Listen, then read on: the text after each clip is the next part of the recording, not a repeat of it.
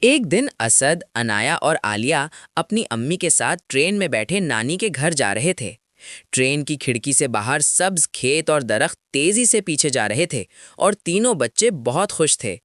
کچھ دیر بعد امی نے آہستہ آواز میں کہا، بچوں، جب ہم نانی کے گھر پہنچیں گے تو ایک بات یاد رکھنا، وہاں ایک جادوئی جھولا ہے۔ اگر کوئی اس کا ذکر کرے تو تم اس موضوع پر کوئی بات نہیں کرنا۔ بچے حیران ہو گئے لیکن امی کی بات مان لی۔ نانی کے گھر پہنچتے ہی سب نے ان کا خوشی سے استقبال کیا۔ گھر کے آنگن میں ایک پرانا سا درخت تھا اور اس کے نیچے ایک جھولا بندھا ہوا تھا۔ جھولا عام لگ رہا تھا مگر اس کے ارد گرد عجیب سی خاموشی تھی۔ رات کو نانی نے کہا، بچوں، اس جھولے کے پاس اکیلے نہ جانا، یہ عام جھولا نہیں ہے۔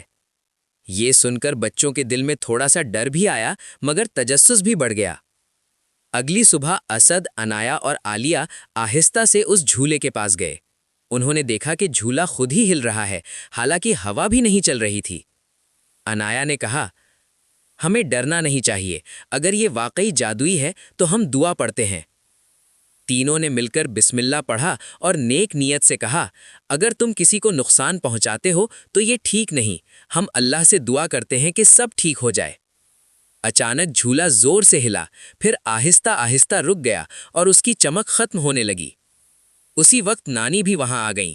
وہ حیران ہو کر بولیں، بچوں، یہ جھولا تو سالوں سے جادوئی تھا، کوئی اس کے پاس جاتا تو ڈر جاتا تھا، مگر آج یہ بالکل عام ہو گیا۔ امی نے مسکرا کر بچوں کو گلے لگایا اور کہا، یہ تمہاری نیک نیت اور اللہ پر بھروسے کی وجہ سے ہوا ہے۔ اس دن سب نے سیکھا کہ چھوٹے نیک دل بچوں کی سچائی اور دعا سے بڑے بڑا ڈر بھی ختم ہو سکتا ہے۔